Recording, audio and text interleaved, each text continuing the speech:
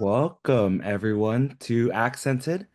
Tonight, we have the honor of speaking with Cambodian musician and filmmaker praCh and multimedia artist and activist Silong Chhun.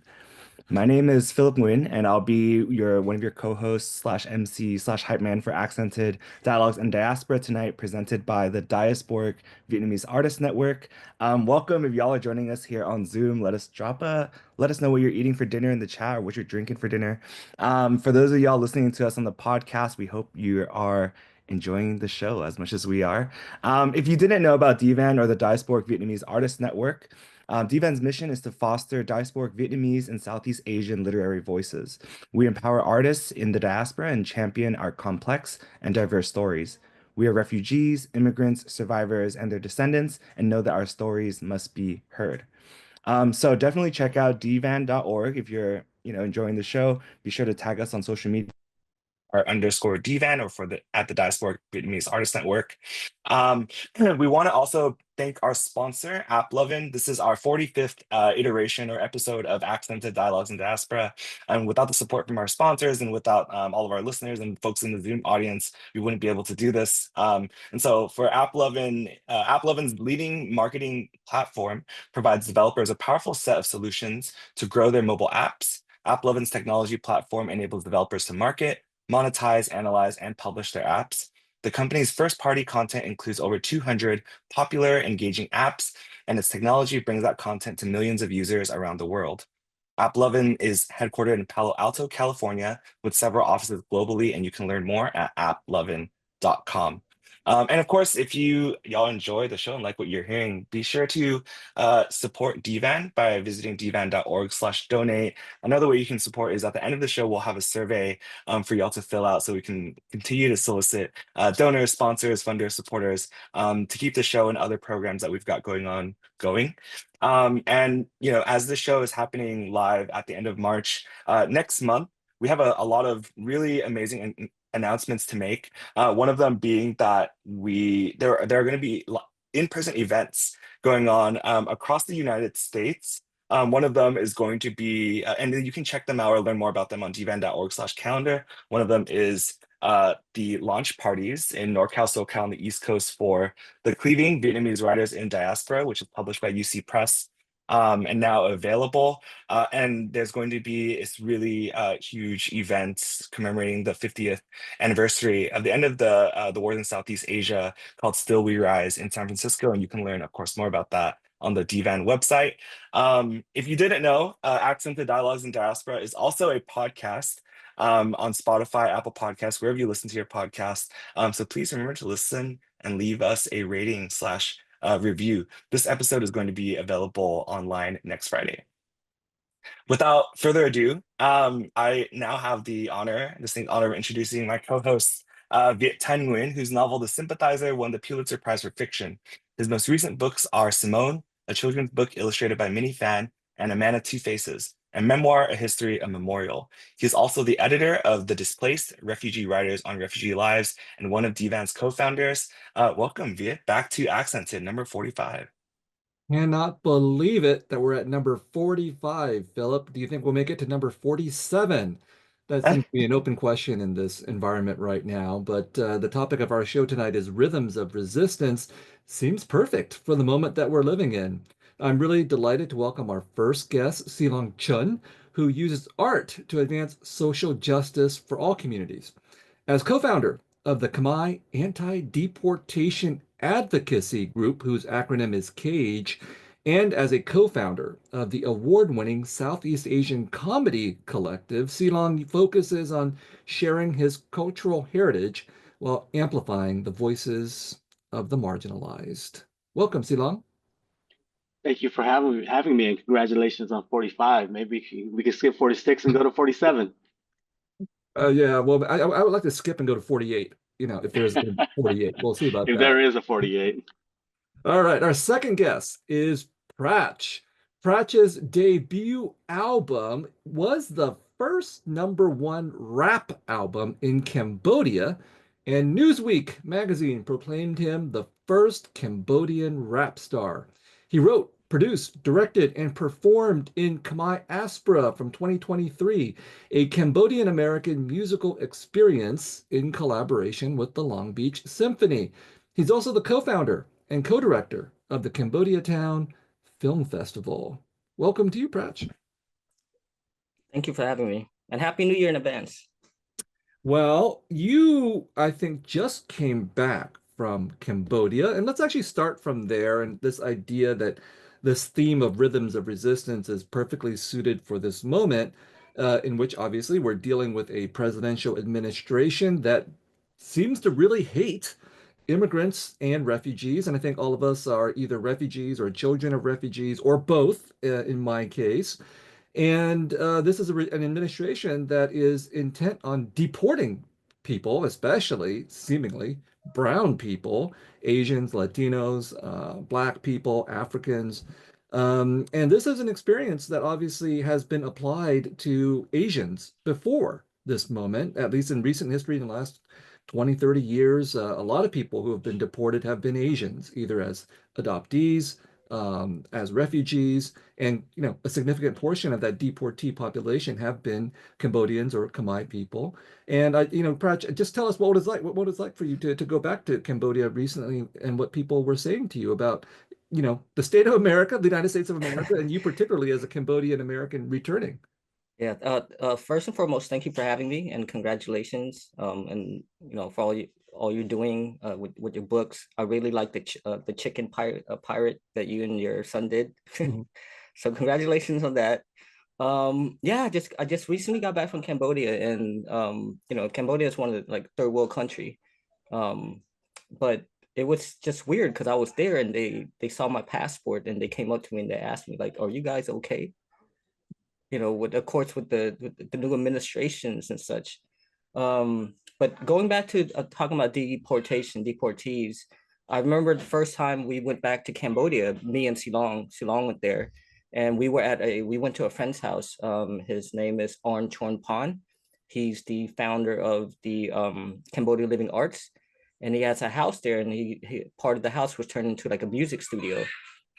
And here we are, we were just walking around the house, and we kind of chattered with one of the person that was there, and he looked at like he wasn't like he didn't belong there, right?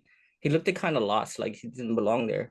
And then we sat to the side and we kind of chat with him and talked to him like, how did he get here? And he's like, oh, he was deported, and he just recently got there to Cambodia.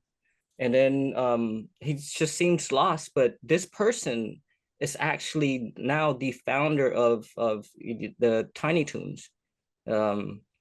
And they do breakdancing, and he funded a breakdancing school for kids. So, and it's a big problem in term of like when people are getting there, they don't know what they're doing. Some gets back into the drug habits, some end up committing suicide. So there's no place for them there. They just seems lost because some of them don't speak the language. They've never been there their whole life, just because they were born there, but they've been here their entire life. But going back to like, even though Cambodia or whatnot, that it's a foreign land to them, and trying to understand that. And then me going back to Cambodia, visiting my trip there, my recent trip, I was there for filming. I was working with the Smithsonian, directing a second film for them for the upcoming exhibition. But yeah, it was interesting. Like they were just asking me as an American if we're okay or if I'm okay. So what did you say? I would say I'm not okay. Are we okay? This country is not okay. Sure okay. Yeah. I was surprised by that. So I'm like, I don't know. Wait until I get back. We'll see what happens when I get back. And I got back, and they're literally trying to wipe out like history. Now they're talking about taking away the Department of Education, and they're wiping out all of the LGBTQ and just Black history in general, and like Asian for me as a Cambodian, like I grew up in Long Beach. I'm in Long Beach now, and I was fortunate enough. I was honored to now I'm actually teaching at Cal State Long Beach. I'm in my second year of teaching, And like the first year, I thought I was just gonna do for 1 year, and I was gonna be done with because I just wanted to focus on film. But they got me for 3 years as part of a fellowship.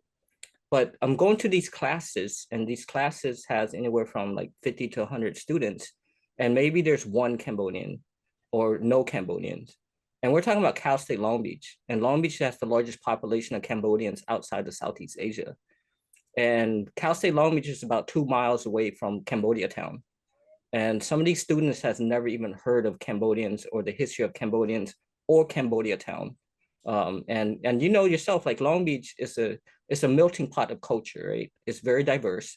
Um, if you go to LA, there's Chinatown, Koreatown, Thai Town. But if you come to Long Beach, we're the only one that got received the acknowledgement from the city.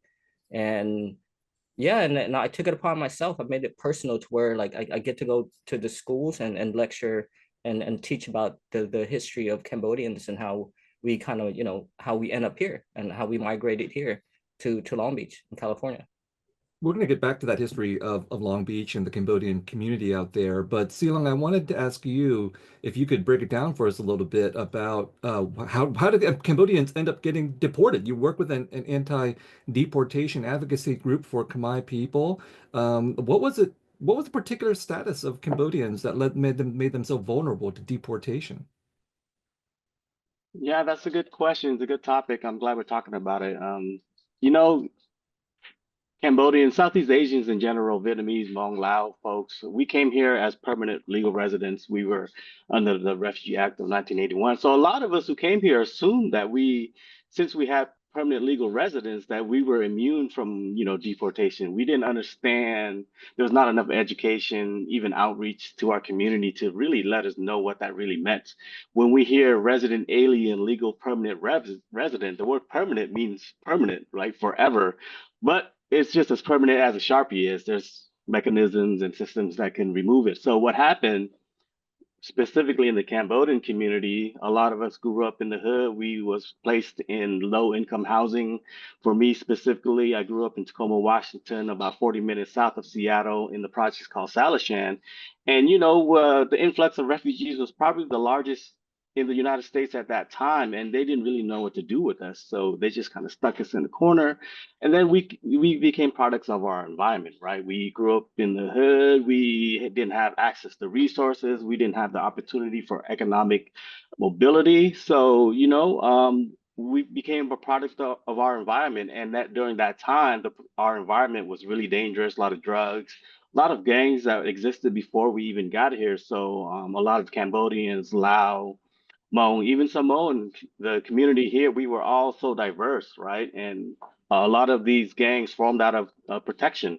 Growing up, for me, trying to juggle the identity aspect of it, at home where my parents and my uncles and our families trying to preserve our Cambodian heritage, but we're going to American schools, learning English at the same time losing our Khmer language, and we just didn't really fit in. We got made fun of at school for being Asians, eating dogs, all that stuff. And then at home, we weren't Cambodian enough because we struggled to maintain the language. So we found home and acceptance and family in the streets. So during that time of trying to find our footing in this new world and trying to fit in, we kind of carve our own community, which happens to be the gangs. And the gangs back then, violence, claiming your hood, claiming your colors, you get into a lot of crime. So a lot of these crimes that were committed was the results of this environment. And then, you get convicted of these crimes, you go to jail, you pay your dues, and then 20 years later, you're an adult, you're matured, you paid your dues, your debt to society, you served your time. And then being a non-citizen, being a permanent legal, put you in jeopardy too, because you're not a citizen. You're, according to law, whatever crime you're convicted of, it could be deportable crimes, right? And we didn't know that. And at the time too, speaking with a lot of my peers who I grew up with, I'm 46 years old now, and growing up too, we denounced our citizenship to Cambodia, and we didn't realize. Um, And a lot of folks didn't, right? To get their legal status. A lot of folks didn't want to denounce their Cambodian citizenship because eventually, the long term, they want to be able to go back home when the country was stable. So during that process, they didn't think that they would need to get citizenship. But then, as you establish yourself, establish your family, set down roots and foundation in America, you still have this cloud lingering above you overhead. So despite um, overcoming all these obstacles, you don't really overcome it. You just sit on these obstacles, and these obstacles are just fragile with a shaking foundation, and that's exactly what's happening. The foundation underneath our refugee communities, brothers and sisters, moms and aunts, are being shaken, especially with this administration. So, according to the Constitution, you can't be convicted or punished for a crime twice if you're citizens, but these folks aren't citizens, so they fall under the rule of law that they can be deported, which is really a surprise and hit our community really hard, especially during the first Trump administration. But deportation, the fight is active no matter what administrations, and we can't be silent when Obama was deporting thousands and thousands of Cambodians and be vocal when Trump is doing the same thing. So these problems and issues transcends any political party. So this is where we are today, where we have folks who are Americanized, speak the language, do not speak Khmer at all, have families, are being separated from the families, getting re-traumatized to the same situation that happened in 75 after the American War that happened. So we're re-triggering the trauma that our community and our elders have gone through today. So I mean that's where we are. Yeah, so I Right. just want to point out how important war has been to this experience of deportation. Obviously, war produces refugees. The war in Cambodia, the war in Vietnam produced refugees. The war in Korea produced great, unsettlement for Korean people, Absolutely. which would then lead to this whole adoption issue where tens of thousands of Koreans were sent overseas. And many of them did not end up with citizenship. They were Hmm. adopted, but their parents, their American parents, just forgot to get them citizenship. And so when they ended up in similar situations, convicted of crimes, many of them ended up being deported as well. So I want to Yeah, point out that the most notorious case so far of someone being arrested for political protests in the United States is Mahmoud Khalil, Palestinian, but absolutely. also legal permanent resident. That means he was a green card Absolutely. holder. That's what it means, right? So it's the same status that we're talking about with Cambodian refugees. Legal permanent resident should have the same rights as Americans, but obviously the current administration says no, these things are revocable. And so it's a real crisis, and it's this is where I see a connection, obviously, between the wars in Southeast Asia and the it's not even a war in Palestine or Gaza, but that kind of genocide, that the anti-war response is born from a very similar situation. So I don't know if I don't know what kind of hope we can have here, but maybe from your experience, Silong, you can tell us, from your experience trying to defend against deportation, what should we be doing now as we're facing a current deportation crisis? Yeah, I think the best thing we can do is if you're a citizen and you have the energy and capacity, just continue to speak up. Don't normalize these things. These things aren't normal. Just continue to support the institutions that support these efforts of keeping our families together. We have to be vigilant, and we can't let all of this, strategy of the federal government separate us, because conquer and divide really works. And we just have to be vigilant. And I also want to mention a lot of these folks who came as refugees, uh, coming up in low income housing and all that stuff. And you have to understand that going through the citizenship process is difficult, it's hard, and it's expensive. Not everybody has access or the money to apply. I mean, what does it cost now to apply for citizenship? Like at least $1,000. I think when I got my naturalized citizen in 2000, it was like still $500-600. And imagine working, under the table as an undocumented or legal resident alien when you don't have the education, you can't get hired paying jobs. So that becomes a barrier too. But to answer your question, is really I attribute just really speak up and be loud. In the United States, we do have rights. The First Amendment is a very powerful thing that Constitution Amendment that we should really ride on, because growing up during the Khmer Rouge, our parents, our elders, silence was survival, and we're not in that time anymore. I think we have to use our voices like praCh did with his music, speaking about the Khmer Rouge when he dropped his first album. So this alludes to the conversation of using art as a voice to bring people closer together. Right. I mean, that's exactly where we're going next, right? Because we're here at the 50th anniversary since then. And I think there's almost like this reinvigoration of like particularly like students and the children of refugee immigrants wanting to learn more about these histories that have been obscured, erased, invisibilized, marginalized throughout the course of this last 50 years. There's almost a return to it. But praCh, you've been doing this, trying to share the culture, rapping about it. I want to ask you a little bit about, I mean, and y'all did collaborations in the early 2000s too, around like the 25th anniversary of the war, right? Or the end of the war. And so I want to ask like how, you know, how did how did how did rap become one of the mediums through which to express identity, cultural identity? Like how did you leverage rap as a way to show that y'all had a voice, right? At that time, especially. praCh, I'm gonna throw it to you. Because I know, like, I mean, you mentioned that you're teaching at Cal State Long Beach now, but I'm pretty sure, like, I want to say, like, about like almost 10 years, a decade ago, like, folks were teaching you, praCh, like your works in Asian American Studies courses, you know? So what's that been like for you too? It's rap, hip hop, like music saved my life. You know, when I grew up in the ghetto, northern Long Beach, and it was just, you know, gang infested, prostitution, drugs, you know, and you know, my friends was going out, some of them went to jail, some of them got killed. And then I just found a way to kind of like music, like what's my safe haven. You know, I started creating music in my parents' garage. And relating to rap, I think, you know, rap is like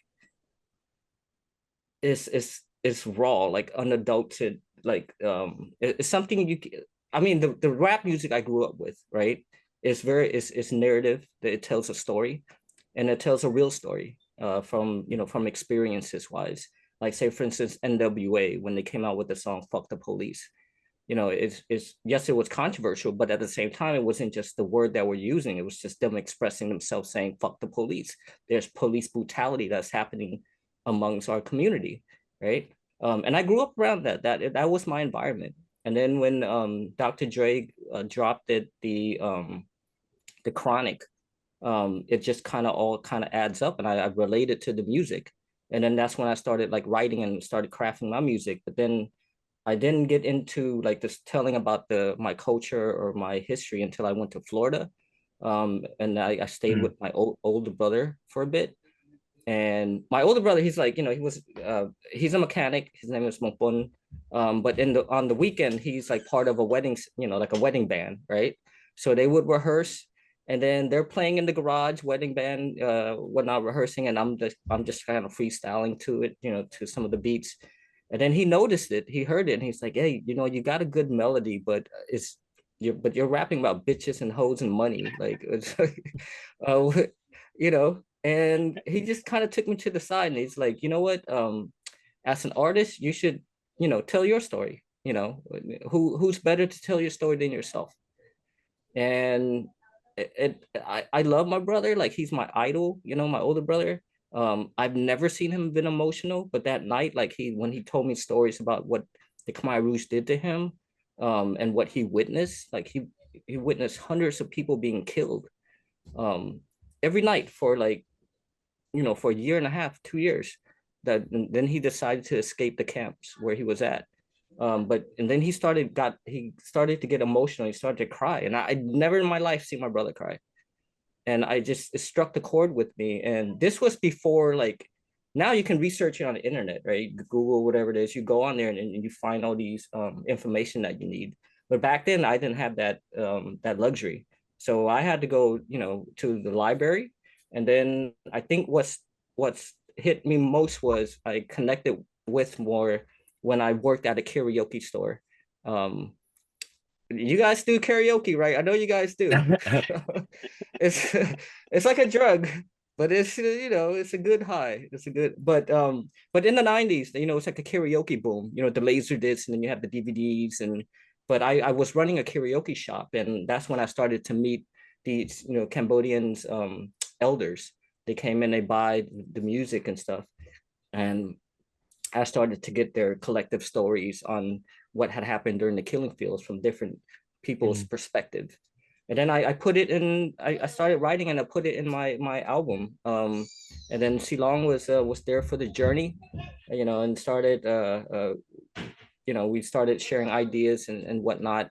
And Yeah, it, how did that collab happen? Because you're in Long Beach, Silong, you're in Tacoma, two like really big diaspora Cambodian communities. Like how did that connection happen, especially before the time where you could just like, text somebody or message somebody in that sort of way? yeah, I Before can tell that Zoom, story. Yeah, I can tell a story. I was the one that was searching for praCh actually. For me, growing up in my teens, I gravitated towards hip hop culture, and to pick and being in between Cambodia and America, I didn't really feel where I belonged. But at with me discovering hip hop culture, I really picked up on the philosophy of knowledge itself because Wu-Tang, Nas, Mobb Deep at the time take the philosophy of the 5% nation, which emphasizes the importance of knowledge of self for better as a foundation for understanding. So I started, listening to hip hop, started making beats. And during that time, 98, 99 to 2000, a lot of the Asian rappers around my circle was, they were gang members. So it was gangster rap. And, I'm not a good gang member. I can't fight. So it really didn't speak to me. So I just started writing. But then I discovered praCh through a website called Khmer Connection. Mm. It was just it was like a Reddit forum, but just for Cambodians, just like Asian Avenue, right? But Khmer Connection, I saw somebody post about this music, and I saw praCh Lee come up. I said, "Who's this whack ass gangster rapper?" Right? I didn't know. I thought everybody was whack except for me and my crew back then. But then I listened to it, I clicked on it, and then did a little bit of research. I think it was web crawler or something back in '99 before Google kind of existed.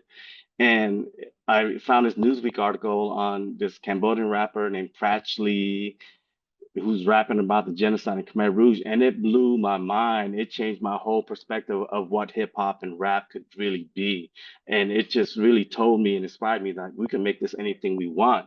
And then I heard, and during this time, praCh was traveling all over the United States, going to universities like he's doing now. He's a teacher now, but he was performing and going to these cultural events, and he happened to be in Seattle.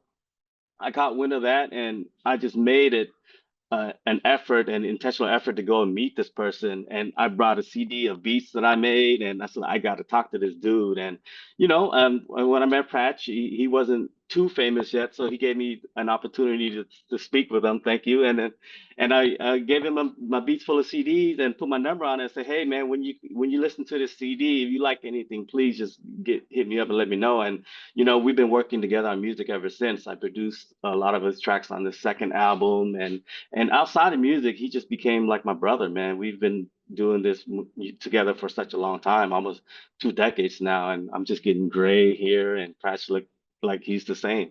So that's how we met. That's how we started working together. yeah, thank you, Silong. And now you're running for office.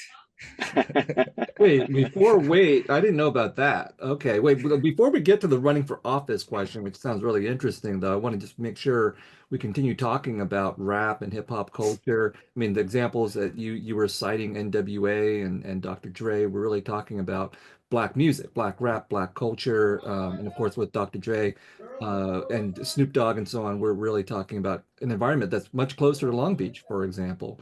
What was I'm assuming that the blackness of rap music had a role in attracting you to it. What was it about black culture that was so important to you? It's because when hip hop or rap is not just music, it's a culture. Mhm. You have DJing, you have graffiti artists, you have uh, break dancers, and so that was my environment. Like I didn't know anything else. That was like I brought up and I grew up. My friends was doing all of that. So I mean, I could have been black. I don't know, but it's just related to me. I related to it. And I owe my life to it, because if not, then I would have been, somewhere doing some activities that I shouldn't be doing, or maybe been being deported or in jail or dead. So I take it like I now like I the hip hop scene now in Cambodia is huge, right? You have all these individuals. You have Quan, you have Vanda, They're huge in Cambodia. And when I was there, I was kind of hanging out with them and seeing their vibe. But then I just had a conversation with them and talking to them, letting them know about the culture. There are certain things you should not disrespect. Like in my music wise, I never use the N-word. You know, I've I write all 100% of my songs. I write all my songs. And then every time I perform, I would never do like ad libs or rapping over my voice, right? It would just be an instrumental because I respect the culture and I respect the art that much. Like it was just be an instrumental and I rap my song over it. And you have to memorize the lyrics and whatnot. You were there. I think you went to one of my my speech in one of the schools. So yeah, I respected that much to where like I would just rap over instrumentals and not over myself. And people have to learn more about the culture and not disrespect it. And yeah, it's just one of those things now, and it's of course it's a generational thing too. Like each generation comes with it goes from like it's weird because like in the 80s they're talking about don't do drugs, and then in the 90s it's like don't be in the gang, and then in the 2000s they're on drugs, and then now here we are, everyone's on drug and in the gang and just killing and bashing everybody. So I don't know where the evolution of going to that, but the way I grew up, my rap music, the way I loved it is the narration. But it's very subjective, like film, right? You like what you like, and if you don't like it, tune out. Silong, what about this question of blackness and its influence on Cambodian culture, or positive and negative? This is a black culture, black music, rap, hip hop have been enormous influences on Asian and Asian American, Asian diasporic cultures. But there's some tensions there, questions of appropriation, which I think praCh has partly addressed, but also recurrent issues of anti-blackness in Asian American and Southeast Asian communities. What's been your exposure to that relationship between blackness and Cambodians specifically, but also Southeast Asians, Asian Americans in general?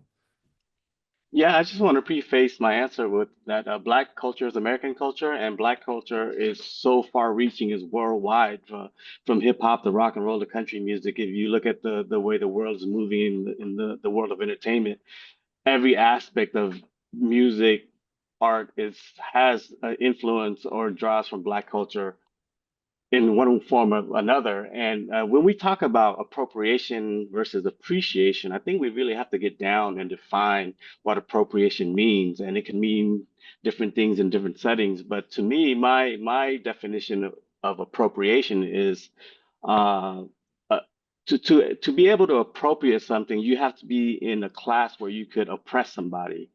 For example, appropriation is a recent article of a woman going to a Mexican restaurant, writing at the tip thing saying, "Go back to your country after eating their food." So you're appropriating their food, but not accepting the people. So for Southeast Asians who weren't in a class to oppress any Black folks, I don't think we're in a position to appropriate, but we can appropriate individually if we're anti-Black, but we love Snoop Dogg, right? We love the culture, we love the music, but we can't accept the people. To me, that's appropriation. And I gravitated towards hip hop and rap because the art form with breakdancing, graffiti, DJing, I participate in all of those things. And to me, it's just a form of expression. As I gravitated towards a form of expression, expressing who I am, because that's the most authentic you can get, right? And speaking of appropriation versus appreciation, I really gravitated towards hip hop because of the Wu-Tang Clan, because I thought they were Asians. When they come out with a record called 36 Chambers, I grew up watching these kung fu movies too. My name is Silong.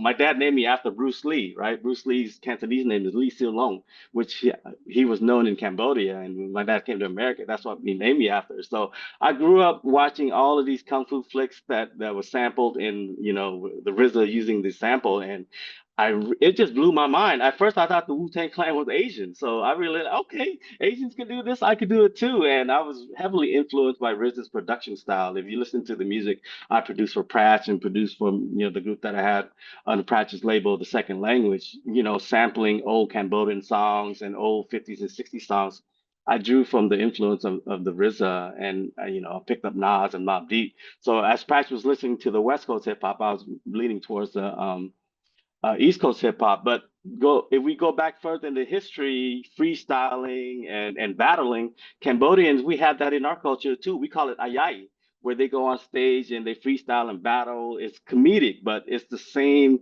fundamentals of freestyling and rhyming and being witty and better than your opponent. So I think if we really want to get down to it, music is music, rhythms is rhythms, and no matter if you speak the language or understand the culture or not, if a rhythm captures you, you're gonna feel it, and that's the power of music and art.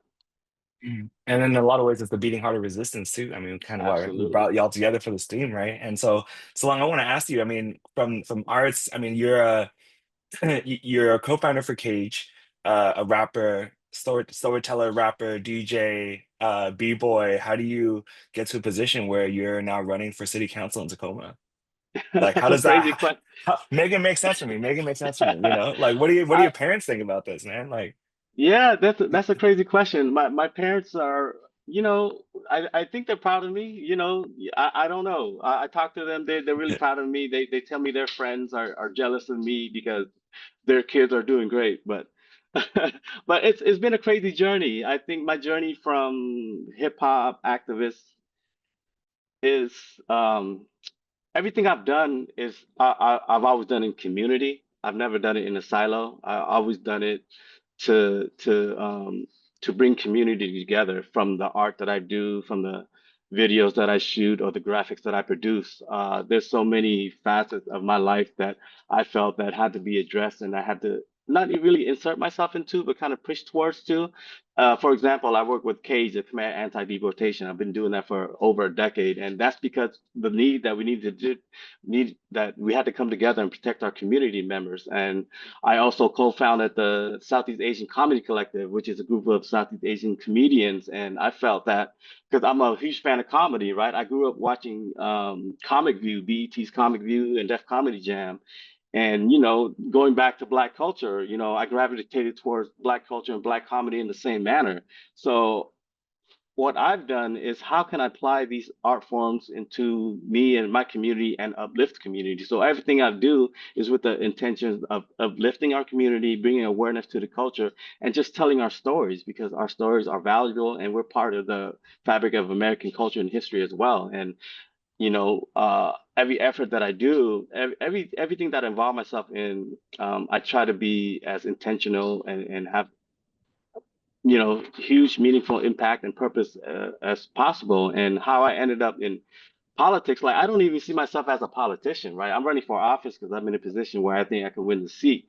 I grew up in the neighborhood and the district that I'm running to represent. I have deep roots in this community. Like I said, I've started rapping here, doing b-boys here, and everything I've done, I've tried to improve the lives of myself selfishly and the people around me. So I've been in this position where I've gravitated towards to the upper echelon and levels of politics. I ended up in the Washington State governor's office as his digital media manager, managing social media. So I've been in all of these rooms where I hear these politicians talk about policy and how it impacts people, but none of these folks who are making these policies at the highest of levels in our state don't have the lived experiences. So feel like I've been through the fire.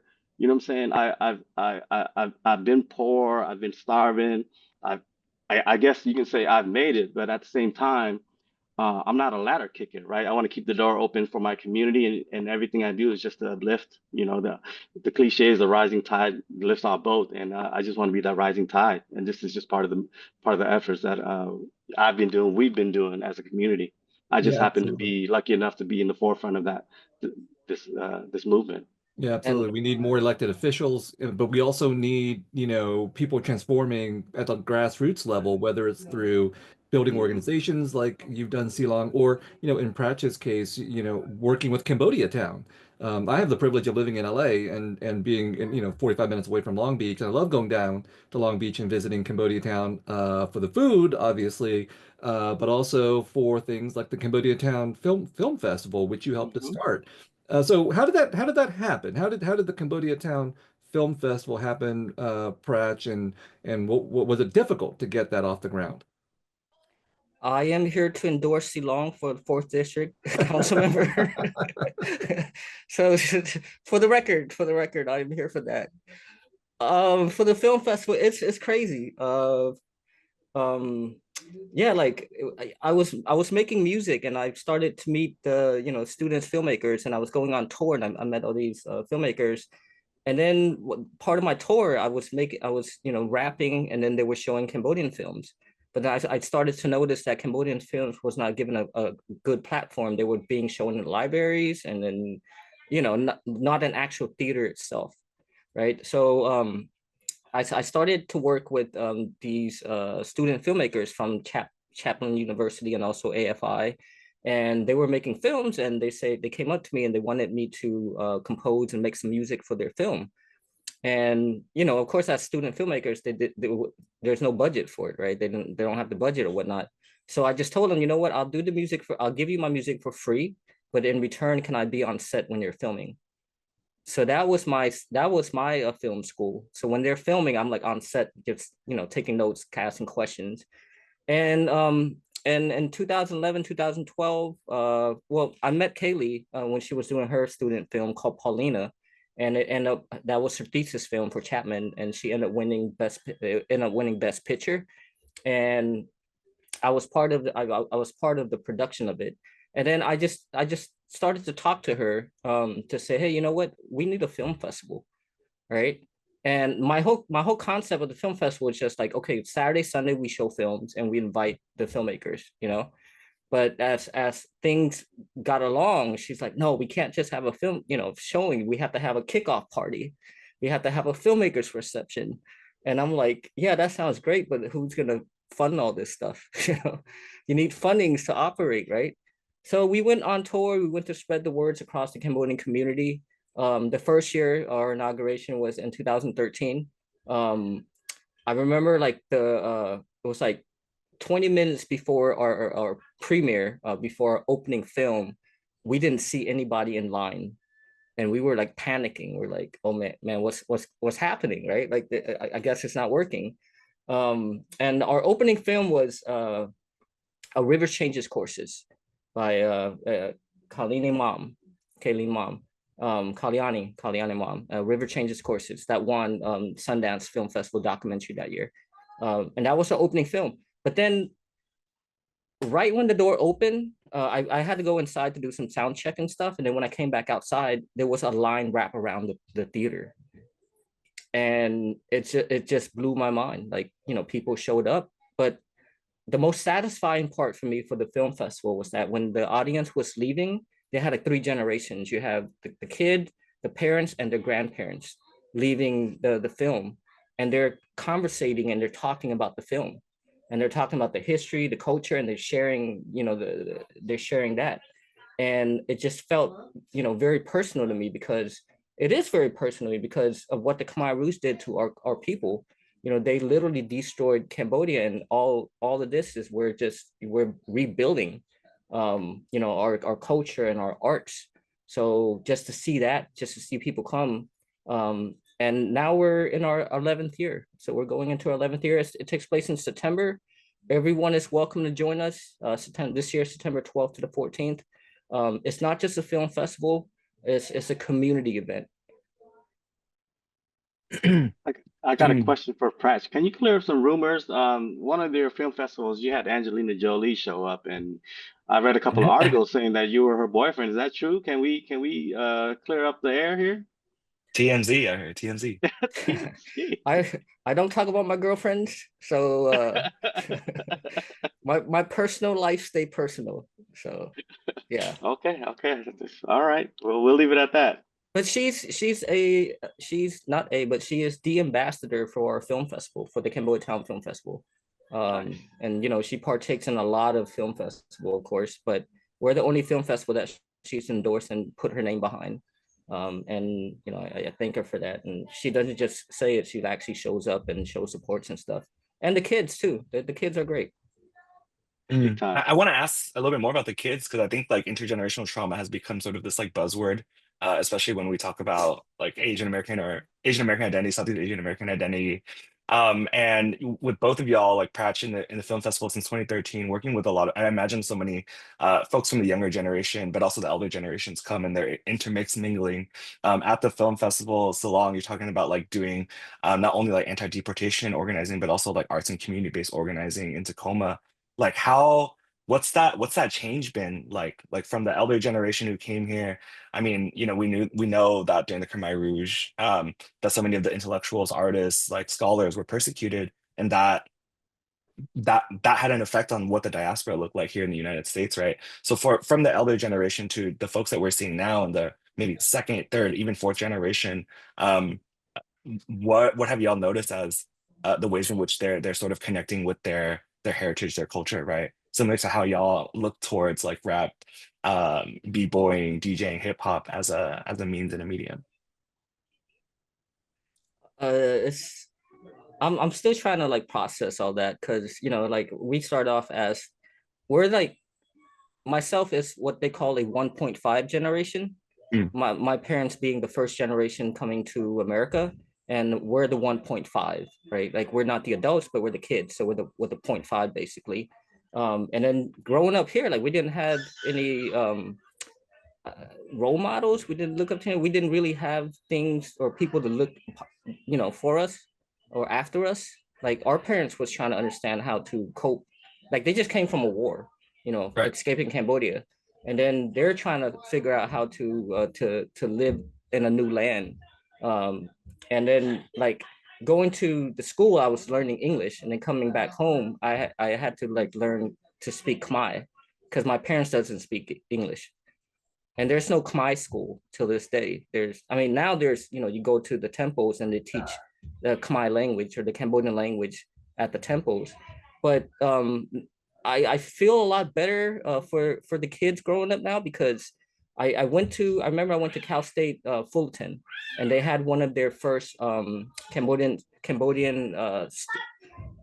student like The reunion, their association, union okay. Yeah. association, yeah. And when I went, it was like maybe like 20 Cambodian students, that was attending these universities, from Berkeley to USC to UCLA to but now fast forward, now I'm going to these conferences, and they're like 600-700 Cambodian students. And it like I have a sense of joy in that. And so I'm at Kaylee's house right now, right? So reason why I'm here is like we're I'm leaving the country on Sunday, but then my niece, she just walked in here, has just been accepted to Harvard. So she's Congratulations. Yeah, so she's gonna be the first that I know of, the first Cambodians that's been accepted to Harvard. And she's showing me all these like letters of acceptance from Yale and Berkeley, and yeah, and she was calling me earlier, and we're gonna have dinner, and she's like, "Yeah, I'm going to Harvard." So it's we have to, yeah, yeah, yeah, yeah. Let me see if I can find her. Hold on a minute. They just walked in. Hold on. You guys, Hey, you Yeah. guys Philip. can conversate and talk real quick. Yeah, Yeah. yeah. I can answer. I can jump piggyback off praCh's answer. I think from the my experience from the elders to the younger generation, I think the common through line, the common theme is the arts, right? When I was young, my parents always listened to Cambodian music. Sinsi Samut, one of the greatest artists to come out of Cambodia ever. They held on to that a lot. I think because of the nostalgic reasons, right? And karaoke was huge for my parents and their peers too, because that's one way to, I think, not really to cope, but just to not think about the war. So karaoke, singing, music, and films was always huge. I think I've been to several film screenings where Lee Bun Yin was one of the biggest directors in Cambodia, would tour with his films that he brought from Cambodia that survived the war. And me growing up at that time, going to American Yeah, schools, they talk I about just like associated with generations and stuff. Cambodian culture So I'm just completely. Like going to I really didn't say want to be hi and then Cambodian talk at to you. all. I wanted to be American adopted, just I struggled with identity a lot growing up until I realized it was okay to be both Cambodian and American. But I think the consistent theme through my experience is the arts and singing, film, and you can see that till to you can see that go through today with the youth. I think the youth of today is more appreciative of Cambodian music and arts and culture, traditional one, and there's more resources, right? There's more films, there's more storytelling. We have documentaries like The Donut King. We have documentaries like Don't Think I've Forgotten, which really outlines the journey of Cambodian music from the Vietnam War, the American War, to what it is today. So I think when the first generation, second generation was trying so hard to hold on to her culture and pass it to the kids when the kids didn't want anything to do with it. Whereas today, I have children who are more interested in Cambodian culture, more interested in the old traditional classical music than it was before. And here in Washington State, we have multiple dance groups practicing Cambodian classical dance, and the kids are really into it. And it's just being more accepted, it's being more accepted to be who you are and where you came from and to appreciate your culture.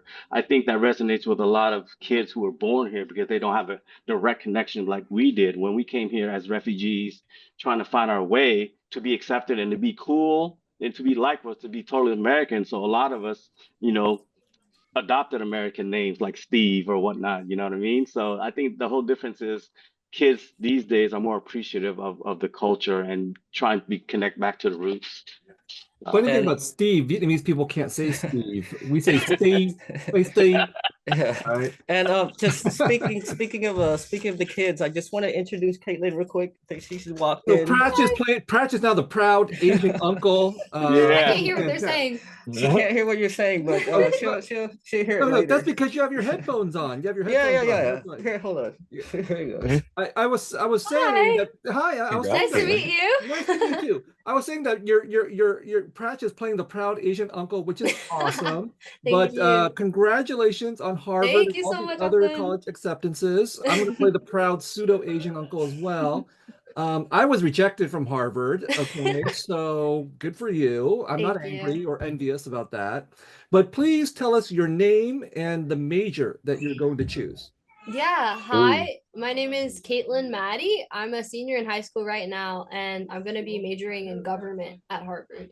Oh, wow. That's awesome. Not as Thank good you.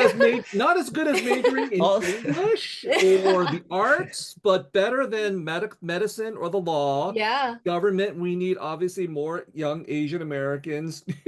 We're in a desperate situation in case you haven't Oh, heard.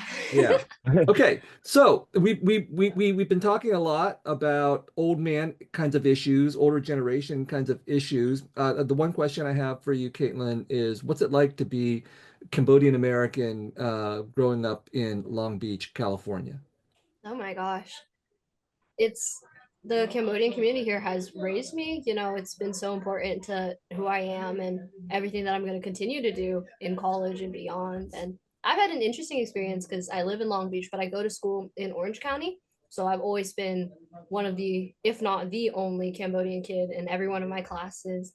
And having that almost responsibility of representing the culture has it's made me very proud to say that I'm Cambodian. I definitely need to work on my Khmer. It's not great, but I will try to learn and go visit Lowell because it's nearby Boston as well. So yeah, and I admire all that you guys are doing and all that praCh does over here, and it's really amazing. So thank you guys for contributing.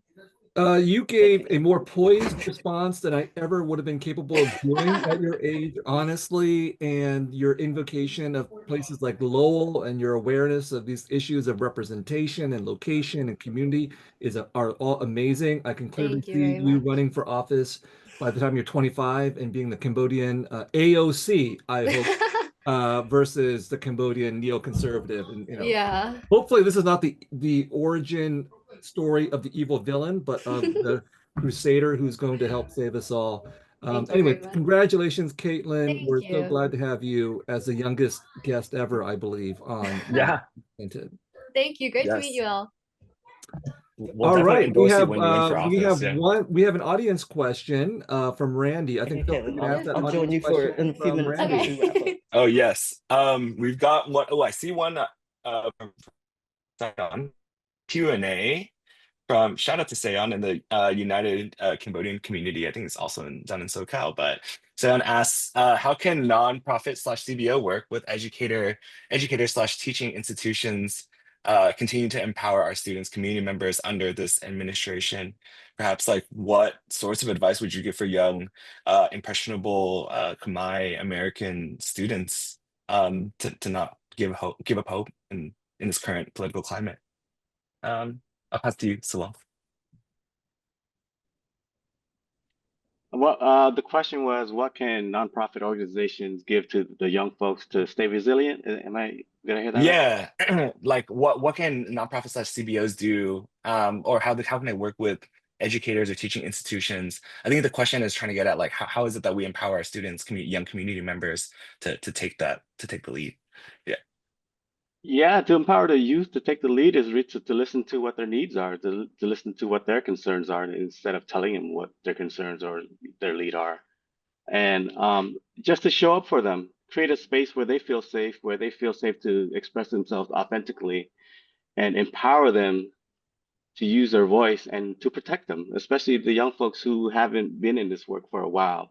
I think my best advice is to show up, protect the youth, and empower them to speak up and give them the tools to do so, and to encourage them to speak up and explain to them that this current situation is not normal. We can't normalize these things, and really just to use our experience and our wisdom to be more of an adult or authority of receiving of who they are authentically, so they can feel confident to be the best advocate or person, academic, politician that they can be. Mm. It's just to foster that environment of care, empathy, and inclusion and belonging. Mm. But from your perspective, praCh, how are you empowering students in your class? What advice would you give to future young Khmer American battle rappers? I am the worst people to give advice to. I, I've yeah, I mean, just, you know, be true to yourself, and also respect the arts and respect the crafts that you are doing. You know, and for me myself, like I've been in music all my life, but I'm still trying to learn. And I haven't done a concert or a show since 2023. Like I retired from rapping. Now I'm just more focused on film. But I did a show, a concert with the Long Beach Symphony. In their 90-year history of the Long Beach Symphony, they never collaborated with a rapper, and I was the first one. And I was truly honored by it too, because in 2023 it was the 50-year anniversary of hip hop. And then just, you know, I grew up poor, so I couldn't even like afford to go like watch the symphony.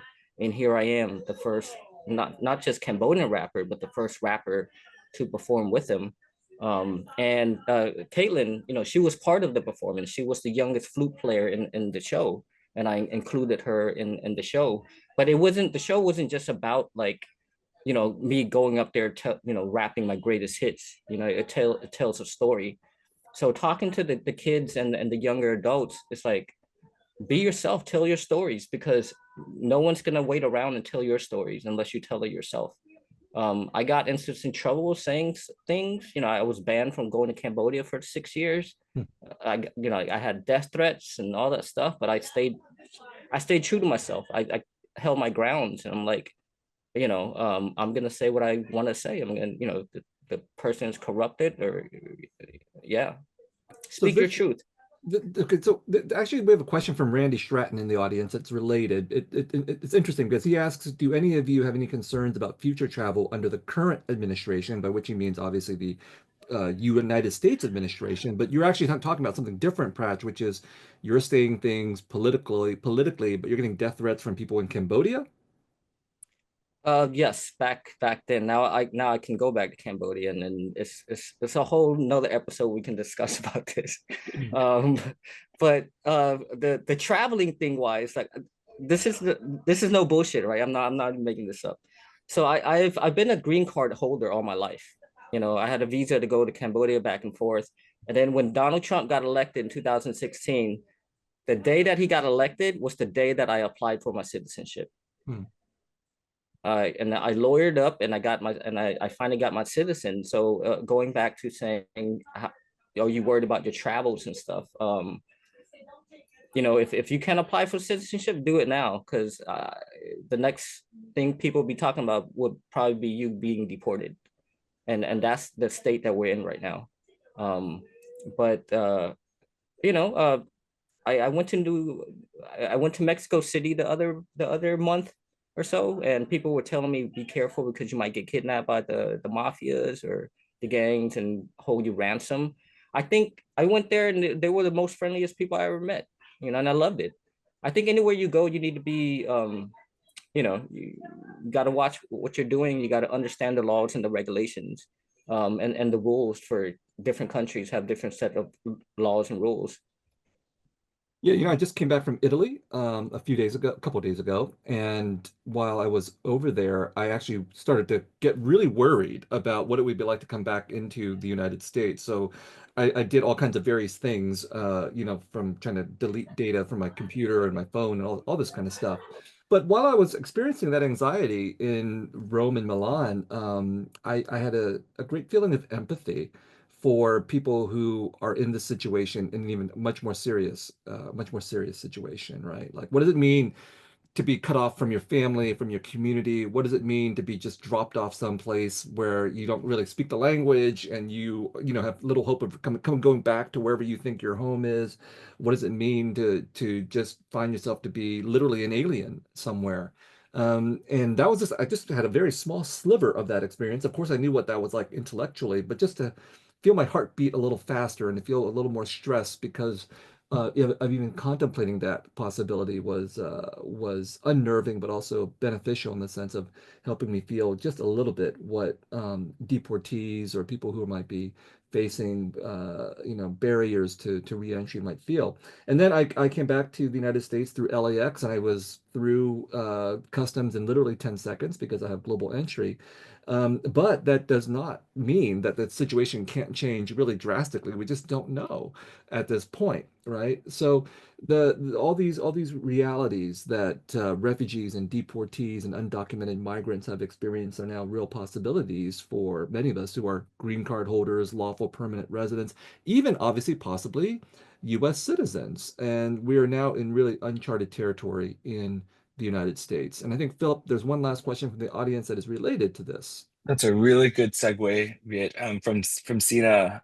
Where do our panelists and hosts see opportunities for our Khmer and Viet communities to come together and strengthen solidarity around uplifting our arts, artists, writers, and needed activism? So where does that solidarity, where do we see that happening? Let's start with Silong, and then we'll go to praCh. I think it starts here. This space is so wonderful. I posted on my social media that I'd never thought that two Cambodian dudes would be talking to two Vietnamese dudes in America talking about immigration and citizenship and naturalization, you know. So more of this, more of coming together, having these conversations, because I think our experiences are more similar than they are different, right? We came under similar circumstances, right? But not exactly the same. So more unity because the powers that be wants us to divide and conquer. I think that's a really effective strategy. So more conversations like this one, more spaces to uplift each other and uplift each other's art and passions and communities. And perhaps there's a Vietnamese Town Film Festival somewhere that could be a collaborative effort to bring Vietnamese and Cambodian cinema together. I know there's Vietnamese hip hop out there that we can do festivals. A good example of that, of what's happening right now, is the Sabai Festival, right? By another cat named Salong, who's also a clothing brand, started a clothing brand called Lao Supply Company. And I think he's on his third year of doing a huge Southeast Asian festival where he brings worldwide artists into these spaces. And this year is going to be downtown Los Angeles, and he's bringing artists from Vietnam, Laos, Cambodia, all for a weekend festival, which is a beautiful thing. So more of that, more. Maybe we can have a book club where we read Viet's book and discuss it with Cambodian communities and Hmong and Lao communities. Let's open up these borders. All right. That's I think what we should do. Hey, man, I always love it when an answer pitches my book and I don't have to do it for myself. It's terrific. praCh, what about you? What do you think? We collaborate through the arts, and community as well. Like, our Cambodia Town Film Festival is also have community partners with the Viet Film Festival. And also we have community partners with, yeah, so there is a Vietnamese film festival. It's called the Viet Film Festival. They normally do it like every 2 years. So hopefully they do it annually.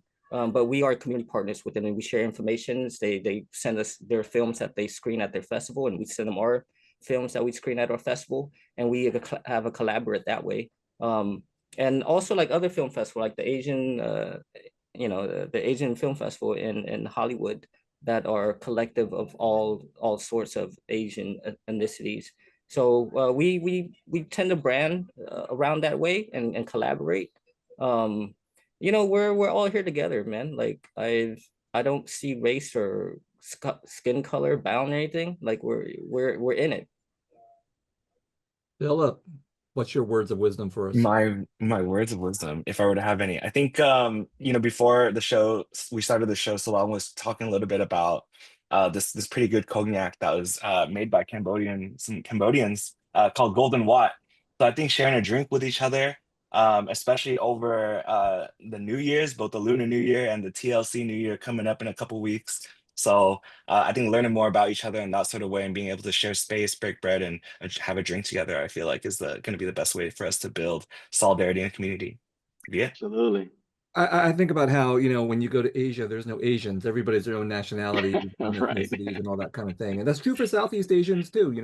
I don't think there's Southeast Asian unity necessarily in Southeast Asia itself. And I think back to French colonization. The French came into, Cambodia, Laos, Vietnam. They called us Indochina. They broke us up, and they clearly instituted a strategy of divide and conquer. And they put the Vietnamese on top. We were their primary collaborators in Indochina. And then the hierarchy was like Cambodians came next, and the Lao came next, and the Hmong came next. And I think that we, as Southeast Asians, were divided by those kinds of strategies. And then coming to the United States as refugees, there's still some sense of that division, but there's also a sense of solidarity, as we've been discussing here. So we have to remember power, especially colonial power, white supremacist power, racist power, oligarchical power wants to divide us along lines of class and race and ethnicity and religion and so on. And so many of us give in to these temptations and we end up blaming, Venezuelan gangsters for the problems of the United States instead of oligarchic billionaires. And so here we do have an example of Southeast Asians getting together under the rubric of Southeast Asian rhythms of resistance. Definitely key words. Never forget solidarity, solidarity, solidarity. Now, Silong did point out that it's two Vietnamese dudes talking to two Cambodian dudes. We sort of have a manel here, all men on the panel. Rest assured, our next panel is with more Cambodian-American artists, but they are women, Anita Yoa Lee and Kaylee So, who has been mentioned by praCh Lee as his collaborator on the Long Beach Cambodian Film Festival. So we will continue our solid discussions of solidarity across Southeast Asian national ethnic differences. And we will do it across gender as well with our next episode. Thanks so much for joining us on Rhythms of Resistance with our guests Silong Chhun and praCh. Check out their work. Support Silong if you are in Tacoma for his political campaign. Support praCh and his work in Long Beach's Cambodia Town. We've loved having you both here with us. Thanks to all for listening.